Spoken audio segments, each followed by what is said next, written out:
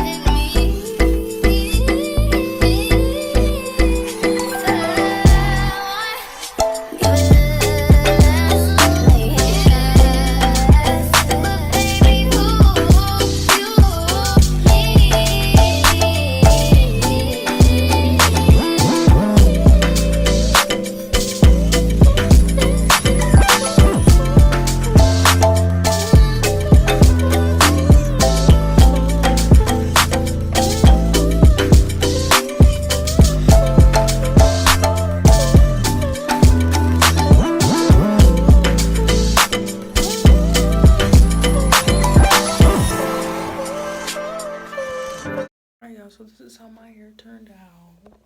Okay, don't do my makeup, please. It's looking a little crusty right there. It's looking a little hard. This is how it came out. The hair is real silky. Highly recommend. Alright, but yeah, thank y'all for watching. Bye.